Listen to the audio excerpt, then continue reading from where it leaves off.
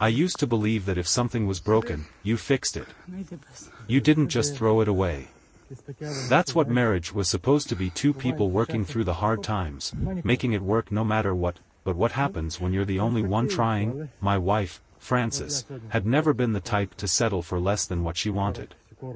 She craved admiration, validation, attention, and if she didn't get it from me, she had no problem finding it elsewhere. For years, I had convinced myself that this was normal. That her flirtatious nature, the way she always sought the spotlight, was just part of who she was.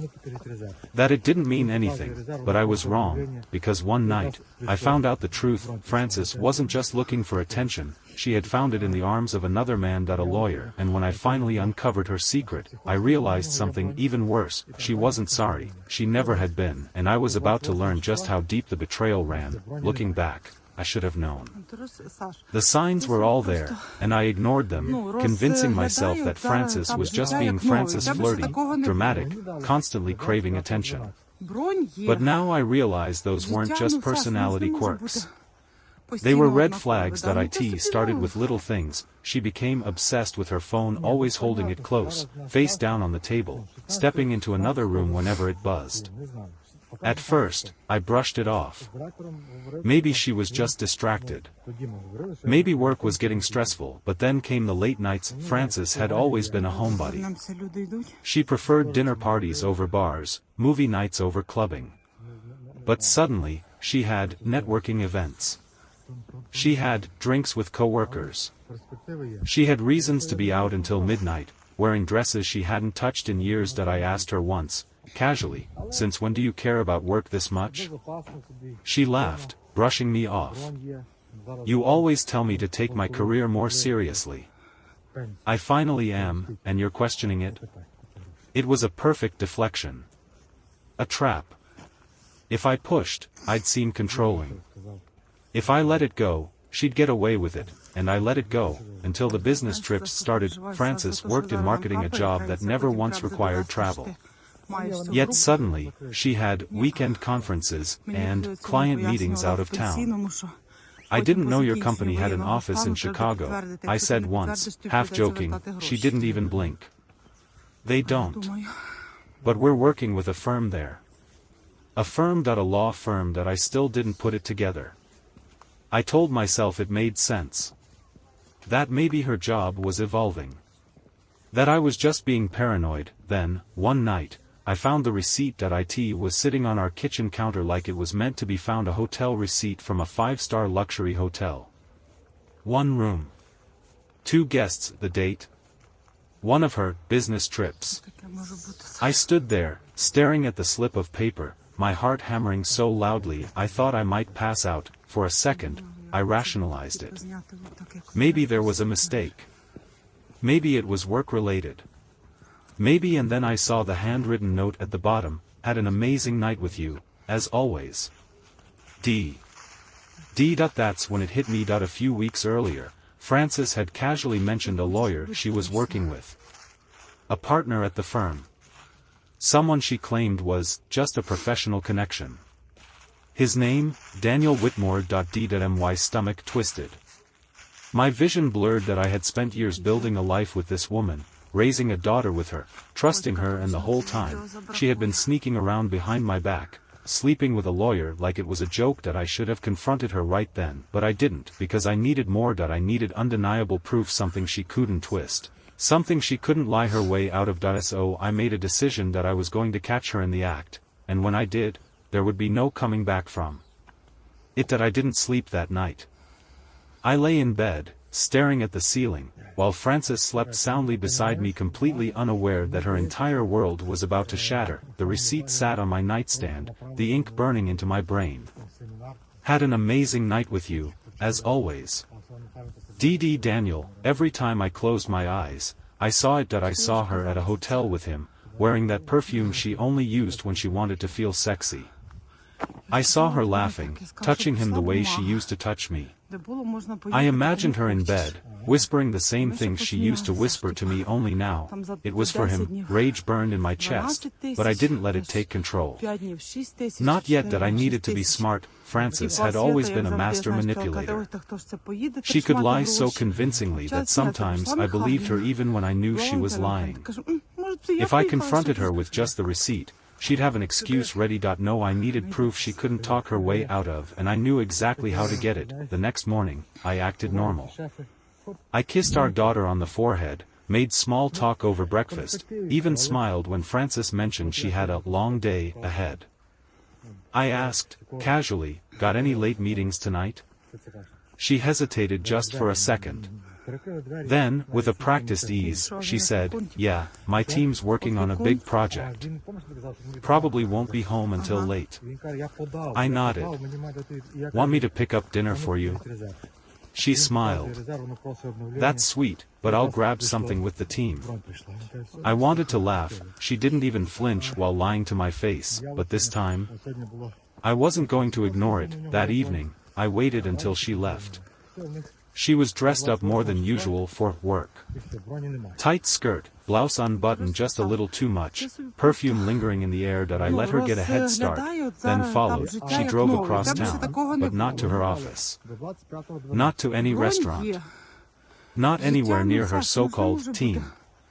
Instead, she pulled into a private parking garage, the kind attached to expensive apartment buildings. I parked down the street, keeping my distance. Watched as she stepped out of the car, checking her phone. A moment later, Daniel Whitmore appeared, tall, polished, confident, exactly the type of man Frances would love to impress. He walked straight up to her, no hesitation, no nerves. He touched her waist, kissed her on the cheek, whispered something in her ear that made her laugh. I clenched my jaw. This wasn't just a fling, this was routine. She wasn't hesitating. She wasn't looking over her shoulder. She knew exactly what she was doing, and the worst part, she didn't look guilty, not even a little. She looked excited. I gripped my phone, snapped a few pictures, clear ones. Frances. Daniel. Together. Undeniable proof. Then I watched as they entered the building hand in hand. I had seen enough. I could have barged in right then. I could have screamed. Fought. Thrown everything into chaos, but I didn't, because Frances was about to learn something important. She wasn't the only one who could play games, and I was about to end this on my terms. I sat in my car for a long time after Frances and Daniel disappeared into the building. My hands gripped the steering wheel, my jaw tight enough to crack. I had seen enough. I had all the proof I needed, but I wasn't going to confront her yet. Frances was too good at lying. If I walked in right now, she'd spin it into something ridiculous. She'd accuse me of being paranoid, of overreacting, of being insecure. She'd tell me that I was the problem, not her. No, this time, I was going to do this my way. She had spent months sneaking around behind my back, treating me like a fool, risking our home, our family, for this disgusting affair. So now, I was going to let her destroy herself. I started with the hotel. The next morning, after Frances came home late and slipped into bed like nothing happened, I made some calls. The hotel she had been staying at with Daniel was high-end, private, the kind of place that didn't give out guest information, but I had the receipt, and that receipt had a confirmation number. I called, pretending to be Daniel, claiming I had lost my billing details and needed a copy sent to my email. The receptionist, polite and unaware, sent me everything, multiple stays, the same room, booked every 2 weeks for months. It was worse than I thought. Frances had always been careful with her phone, but she wasn't careful enough. That night, while she was in the shower, I took it, and what I found made my stomach turn. Texts from Daniel, counting the days until I see you again. You looked incredible last night. Could barely keep my hands off you. Norman still clueless? That one stung the most. She had been mocking me, making a joke out of the life we built together. But the real gut punch, the pictures, some were of her selfies in lingerie, in hotel rooms, pictures I had never seen before. Pictures meant for him, and then there were pictures of them together. In his office. In places I recognized, places we had been together, places I had memories of. It was like being stabbed in the chest over and over again. I put her phone back before she came out of the shower. she kissed me goodnight and I let her.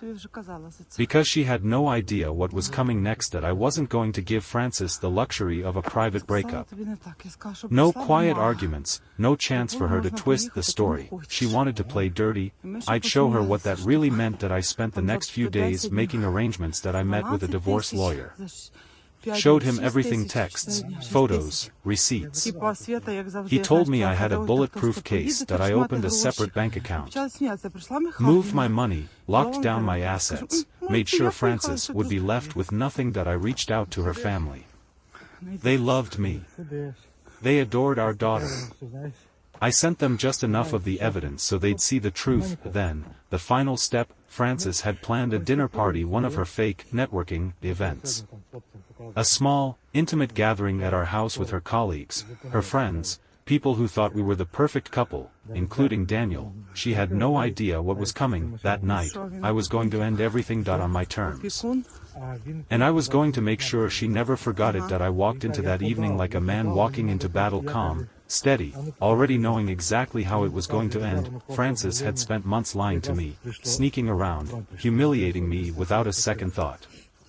She thought she was untouchable. Tonight, she was going to learn otherwise. The house was immaculate, just as Frances had planned.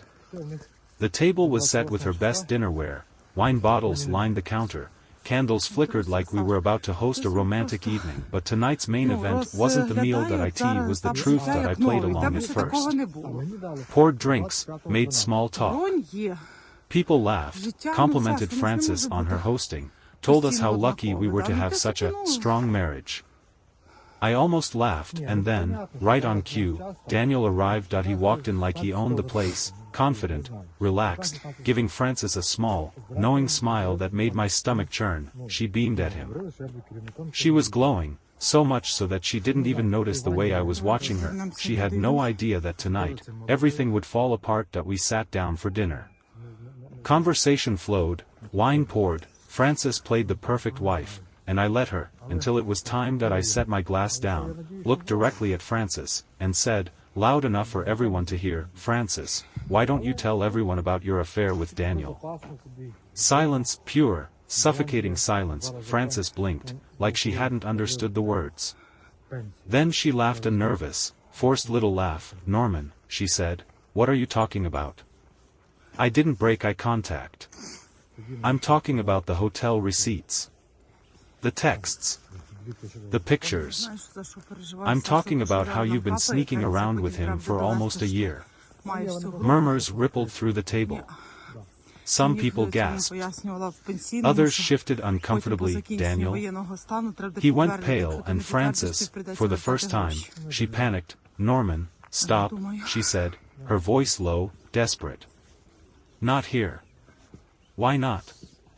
I said, feigning confusion.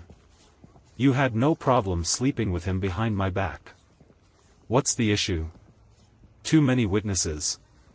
Daniel swallowed hard, his face rigid. "Listen, I think we should all shut up," I cut him off. "You've had enough to say to my wife already." His jaw clenched. Frances grabbed my wrist. "Norman, please, can we talk in private?" I shook her off, stood up, and pulled my phone from my pocket. I tapped the screen, and suddenly, Frances' voice filled the room. "You looked incredible last night. Could barely keep my hands off you." Norman still clueless. "Counting the days until I see you again." Her own texts, played out loud for everyone to hear. Someone gasped. Someone else whispered, "Oh my God." Frances turned white. "Norman," she choked out, how did you?" I smiled, calm, collected. "You were never as careful as you thought." And then, I looked at her friends. Her co-workers. Her family members. "You all should know," I said, gesturing to Daniel. "This man, this respected lawyer, has been sleeping with a married woman. My wife. Behind my back. For almost a year." Daniel stood up fast, his chair scraping against the floor. "This is ridiculous," he spat, his voice shaking. "You're making a scene." "Am I?" I raised an eyebrow. "Or are you just mad you got caught?" Frances looked like she wanted to disappear. Her mouth opened and closed, her hands shaking, her entire body frozen in humiliation, and then, she did exactly what I knew she would. She lied. It wasn't like that, she blurted out. Daniel, he pressured me. I didn't want to do this. I felt trapped. Daniel's head snapped toward her, his eyes widening. What? Frances turned to me, tears welling up. Norman, I was going to tell you. I was scared. I didn't know how to get out of it. You have to believe me. I almost laughed, even now, with every piece of evidence laid out in front of her. She was trying to talk her way out. I turned to Daniel, watching his expression shift from shock to pure rage. He saw it now, she was throwing him under the bus. You've got to be kidding me, he muttered, rubbing his face. You said you loved me. Frances turned back to him, her expression desperate. I was confused. You told me your husband was boring, that he didn't satisfy you. Gasps erupted across the room. I smiled. Checkmate. Frances stood there, trembling, looking between us, realizing there was no escape. She had lost, completely, and me, I had never felt stronger. I leaned down, looked her right in the eye, and said, "We're done." Then, without another word, I turned and walked out the door, leaving Frances to deal with the wreckage she created. Walking out of that house felt like shedding dead weight. I didn't look back. I didn't wait for Frances to chase after me, to throw out more lies in some desperate attempt to save face. She wouldn't. Not now, not after being humiliated in front of everyone she had ever tried to impress. I drove in silence, my mind replaying the moment over and over, the look on her face when her perfect little world crumbled, the shock in Daniel's eyes when he realized she had thrown him under the bus, the whispers around the table as people realized who Frances really was, but the moment that stuck with me the most, when she tried to lie her way out, even after everything, that was Frances never taking accountability, never admitting fault. She had been caught in the most undeniable way possible. And still, she tried to twist the story, to make herself the victim. For the first time, I realized something that should have been obvious a long time ago: she was never going to change. I didn't go back to that house that night. Instead, I checked into a hotel and called my lawyer. I want the divorce papers ready by morning, I said. He didn't even hesitate. Understood. Next, I checked my accounts, the new one I had set up weeks ago, just in case. The money was there. My assets were locked down. Frances had spent years thinking she was the smartest person in the room, thinking she could manipulate me into believing whatever she wanted. She had no idea I had been preparing for this moment for weeks. She was about to lose everything. The next morning, I got a text that it wasn't from Frances, that it was from her sister, Caroline. What happened last night? Frances called me crying, but I'm getting a different story from everyone else. I smirked. Of course, Frances had immediately tried to control the narrative. I responded with 3 words, "Ask Daniel Whitmore." Less than an hour later, I got another text, "Caroline, she's losing it. Her boss called. HR got complaints." Apparently, word's already spreading that she was having an affair with a client. She could get fired. Good. I let out a slow breath. I hadn't even planned on ruining her career, just her reputation. But Frances was the one who had mixed business with pleasure. If it was coming back to destroy her, that was on her. Then, the inevitable happened. She called me. I let the phone ring. She called again, and again. Then came the messages. "Frances, we need to talk. Frances, please. Don't do this. We can fix this, Frances, for our daughter.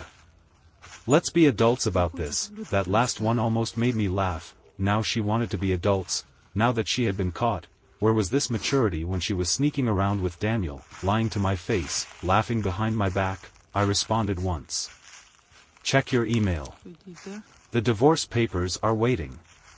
Her response came almost immediately, "Frances, are you serious?" I didn't reply, because I had never been more serious about anything in my life. By the time I went home to pack my things, Frances was waiting. She looked like hell. Red eyes, hair a mess, pacing the living room like she was trying to come up with a plan to fix this. The moment I stepped inside, she rushed toward me. "Norman, please," she started, reaching for my arm that I moved before she could touch me. Don't. Her face crumpled, but I didn't care. I didn't mean for it to happen like this, she said desperately. That I let out a slow, bitter laugh. Oh. How did you mean for it to happen, Francis?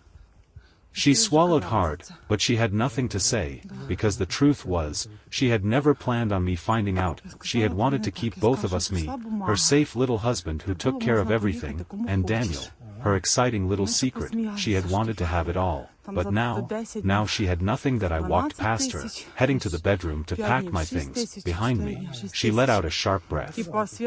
What about our daughter? That made me stop. That I turned slowly. You mean the daughter you lied to every day? The one who was sleeping upstairs while you were out screwing Daniel? Tears welled up in her eyes. I made a mistake, Norman. Mistakes are accidental, I said. What you did? That was a choice. Over and over again. She wiped at her face quickly, like she didn't want me to see her cry. I don't want to lose you. I studied her for a moment, then shook my head. No, I said. You don't want to lose control. And then I walked past her, grabbed my bags, and left. That I didn't slam the door. That I didn't yell. That I didn't look back, because Francis was no longer my problem. She had finally lost control of the game she had been playing for years, and me, I had won. Francis was waiting when I got home, eyes red, pacing like she could somehow undo what had already been done. Norman, please, she started, reaching for me. That I stepped back. Don't. She swallowed hard. I didn't mean for it to happen like this. I laughed cold, bitter. How did you mean for it to happen, Francis? Silence. Because she had never planned on me finding out. She had wanted both of us, her safe, reliable husband and her exciting little secret. What about our daughter? She tried next. That I turned slowly. You mean the daughter you lied to every day? Tears welled in her eyes. I made a mistake. Mistakes are accidental, I said. This was a choice. She wiped her face quickly. I don't want to lose you. I shook my head. No, Francis. You don't want to lose control.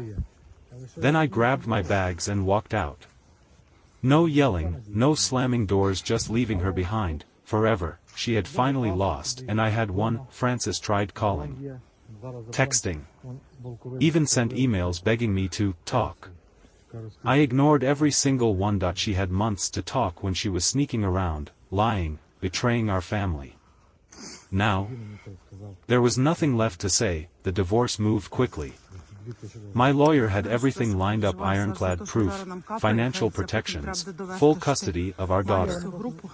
Francis fought at first, but she had no ground to stand on. Then, one day, she stopped fighting, stopped calling, stopped existing in my life, and the silence, it felt like freedom. For the first time in years, I could breathe, and I wasn't looking back. The divorce was finalized faster than I expected. Francis had no choice. She had already lost. The proof was overwhelming, the lies undeniable. She fought at first, but deep down, she knew there was no winning this. When the papers were signed, I felt nothing. No sadness, no regret. Just relief. She sent one last message: Francis, I never wanted this to end like this. I stared at it for a second, then I deleted it. She was just a chapter one had finished reading, and now, I was finally free to start a new story. The day the divorce was finalized, I expected to feel something: anger, sadness, maybe even relief, so strong it overwhelmed me. But when I signed the last document, handed over the final set of papers, and walked out of my lawyer's office, I felt nothing. It wasn't emptiness. It wasn't grief. It was peace. For the first time in years, my life was mine again. No more lies. No more second-guessing myself. No more watching Francis check her phone every 5 minutes, waiting for a message from him. She was gone, legally, emotionally, and soon, physically. I should have known she wouldn't go quietly. That evening, I got a text: Francis, I never wanted this to end like this. I stared at my phone, shaking my head. Even now, she was still trying to rewrite the past. I didn't respond. She tried again: Francis, we should at least talk. Foreclosure. For our daughter. Closure.as if her betrayal needed an epilogue. As if there was some magical sentence she could say that would erase what she did. I wasn't interested. I deleted the message without replying, and just like that, she was nothing to me. In the weeks that followed, I focused on rebuilding. I moved into a new place, a home that was truly mine. No memories of Francis. No ghosts of a failed marriage. I focused on my daughter, making sure she never felt the weight of what had happened.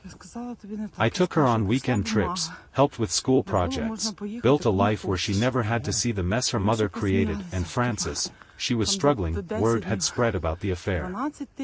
She had become the topic of gossip in the worst way. Friends distanced themselves.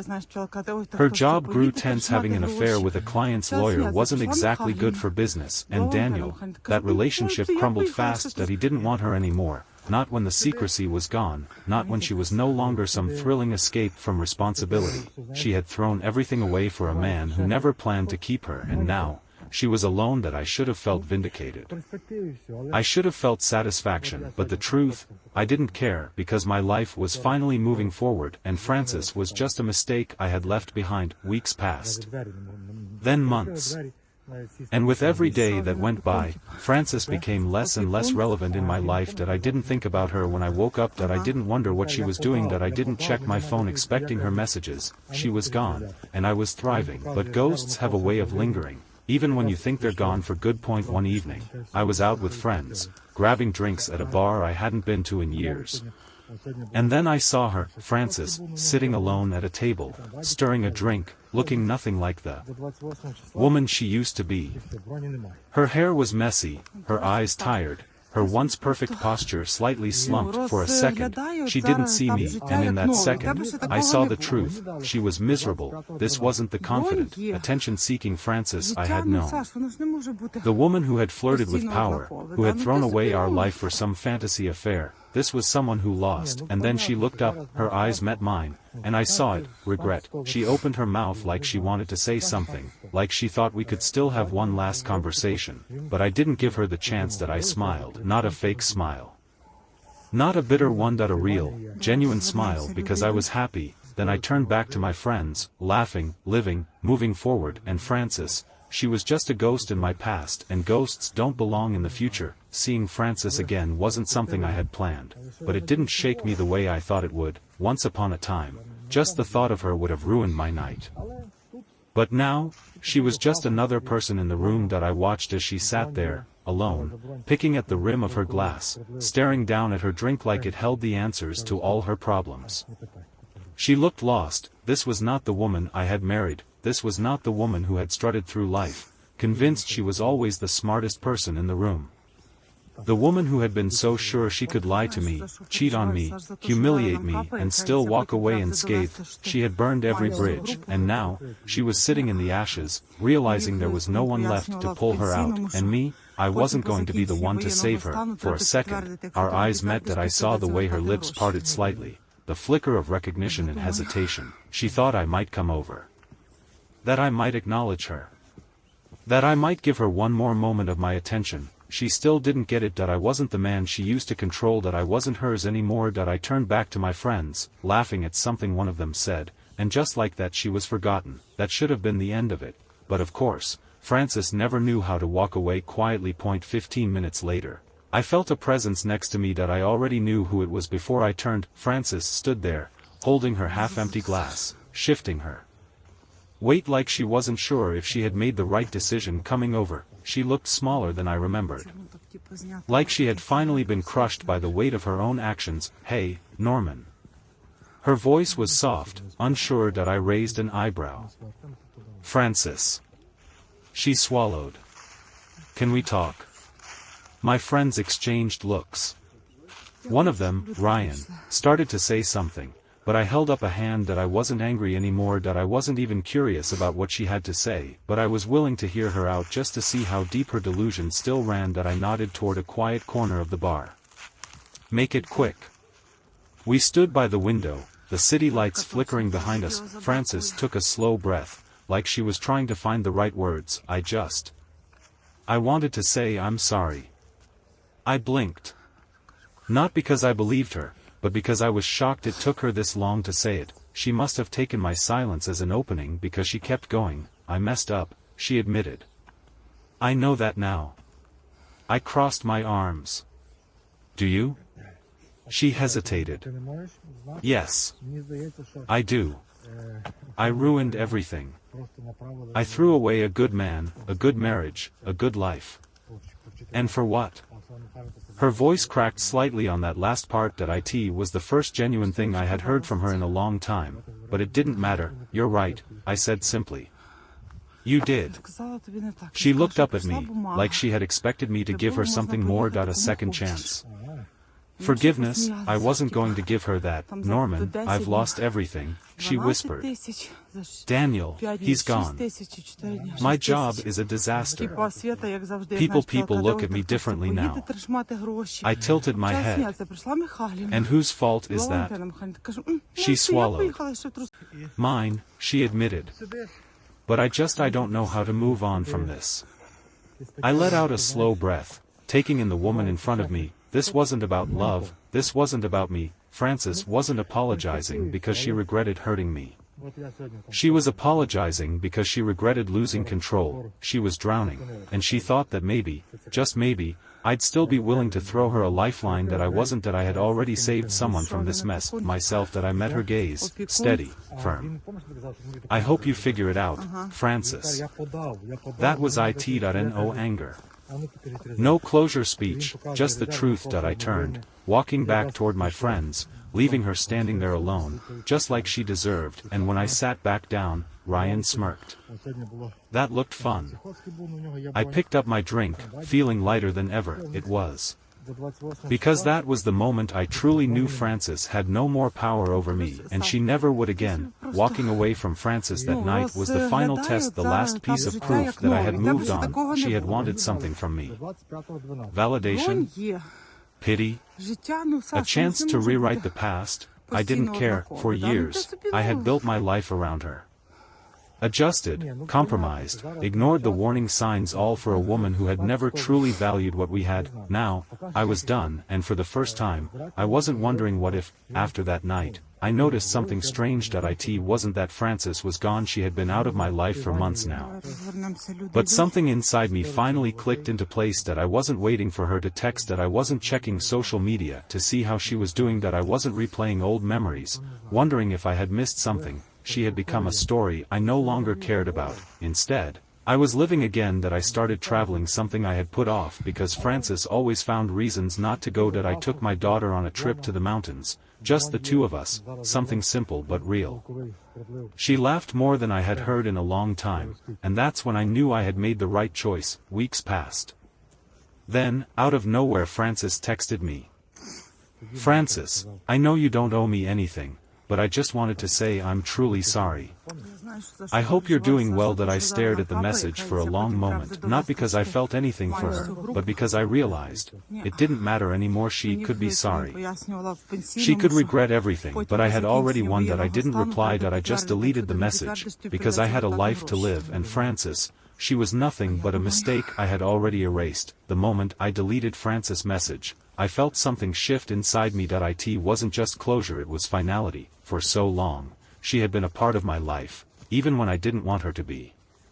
Even after the divorce, even after the humiliation, she had still found ways to linger through memories, through old habits, through the smallest reminders that I had once loved someone who never deserved it. But now, she was nothing. No more lingering thoughts. No more anger. No more wondering if she regretted what she did. That I didn't care. Without Frances in the picture, I focused on me. My career took off. Turns out, when you're not dealing with the constant mental exhaustion of a manipulative spouse, you have a lot more energy to succeed. I spent time with my daughter, real time, where I wasn't distracted, where I wasn't coming home stressed and drained because Frances had spent the day making me feel like I wasn't enough. I reconnected with friends, people she had quietly pushed away over the years, and one night, sitting outside on my balcony with a drink in hand, I realized something. That I was happy. Not just better. Not just healing, truly happy, because my life was mine again. And Frances, she was nothing more than a story I had outgrown. That I always thought healing would be loud, some grand moment where I finally screamed out all the pain, all the anger, all the betrayal and just let it go. But that's not how it happened. It wasn't dramatic. It wasn't something I had to force. It was quiet. One day, I just realized. I wasn't thinking about her anymore, not when I woke up, not when I walked into an empty house, not when I picked up my daughter from school. Frances was gone, and not just physically, she had finally faded into nothing. I don't believe in fate.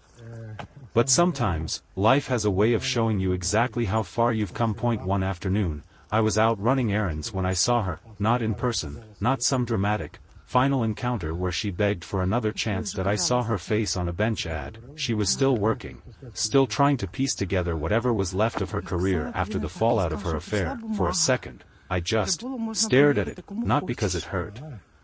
Not because I felt anything, but because I realized this was all that was left of her in my life. A picture on a bench. A face that no longer meant anything to me. I chuckled under my breath and kept walking because for the first time, I didn't feel anger. I didn't feel regret. I just didn't care. There's a difference between getting over someone and outgrowing them. I had outgrown Frances in every possible way. I had rebuilt my life without her. I had moved into a home that was truly mine. I had poured my time into my daughter, my career, my happiness. I had reconnected with friends she had pushed away. I had traveled, taken up hobbies, enjoyed life on my terms, and every time I looked in the mirror, I saw a man who had survived the worst of it. A man who had been lied to, humiliated, betrayed, and had come out stronger, happier, and completely free. I wasn't rebuilding from the ashes of my marriage. I was building something new, something better. That night, I sat on my balcony, the same spot where I had once sat, drowning in the weight of Frances' betrayal. Back then, I had replayed everything in my head, wondering where I had gone wrong, what I could have done differently, how I had let this happen. But now, I just enjoyed the silence. The weight was gone. No more wondering. No more anger. No more hurt. I raised my glass to the night sky, smirking to myself, to never looking back. Because Frances had tried to break me, instead, she had set me free, and for the first time in years, I was finally, truly excited for what came next. Without her, months had passed since I last saw Frances. It was strange how time worked, how something that once consumed me, defined me, could fade into the background like a bad dream I barely remembered. She used to be everywhere in my life. In the house, in my thoughts, in the way I second-guessed myself. Now, she was nowhere. Her absence wasn't painful. It wasn't even noticeable. It was peaceful. One afternoon, I got a call from an unknown number. I don't usually pick up, but something told me to this time. It was Frances. She sounded different. Not the confident, manipulative woman I had known. She sounded defeated. I just wanted to say I'm sorry, she said softly. I leaned back in my chair, staring out the window. I could hear the hesitation in her voice. She wasn't sure how I'd react. Maybe she was hoping I'd still be angry, still hurt, because that meant I still cared. But I didn't. Okay, I said simply. She waited, probably expecting me to say more. To comfort her, to tell her I forgave her. I didn't, because I didn't owe her anything. I was selfish, she continued. I thought I could have it all. I didn't realize what I was throwing away until it was gone. I nodded to myself. There it was. The regret, the moment she finally understood that she had ruined something she could never fix, and it didn't change a thing. I really did love you, Norman, she whispered. I almost laughed.